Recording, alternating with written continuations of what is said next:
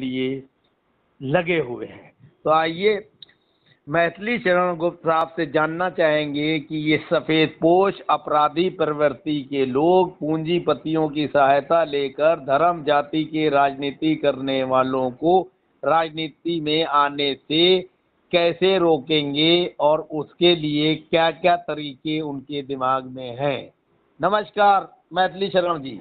जी जी नमस्कार। आपने बहुत सुंदर विषय लिया है और बहुत सुंदर ढंग से आपने उसको परिभाषित किया है, जिसके लिए मैं अपना आभार व्यक्त करना चाहूंगा। धन्यवाद। मेरा पहला सवाल ये है कि हिंदुस्तान में जो है आधे से ज्यादा सांसद, विधायक, मंत्री अपराधी प्रवृत्ति के हैं और करीब 25% तो ऐसे हैं जिन पे संगीन आपराधिक मुकदमे हैं। सभी पार्टियों में है, किसी एक पार्टी का नाम लेना उचित नहीं होगा। ये सारी व्यवस्था है और देश को आज़ाद हुए 75 साल हो गए। अमृत महोत्सव मनाया जा रहा है।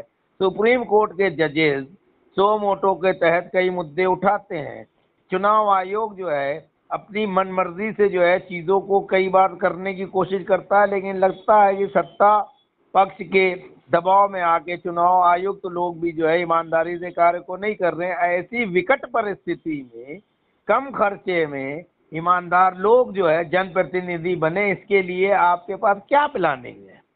देखिए, पहली बात तो आपने समस्या का केवल एक हिस्सा टच किया है और वो हिस्सा है कि आपराधिक राजनेता जी। ये अकेले आपराधिक राजनेता नहीं है, ये स्वार्थी हैं, खुदगर्ज हैं, कम पढ़े लिखे हैं।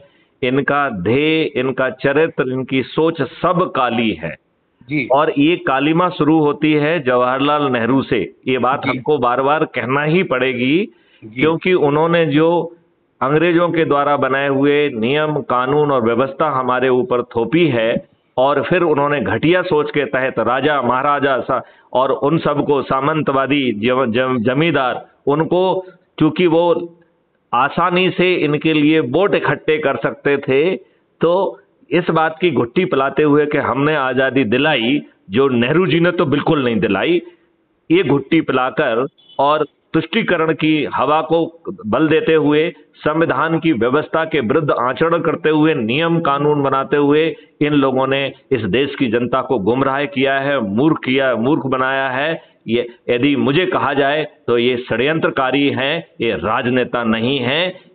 इनकी सही मायने में जो जगह है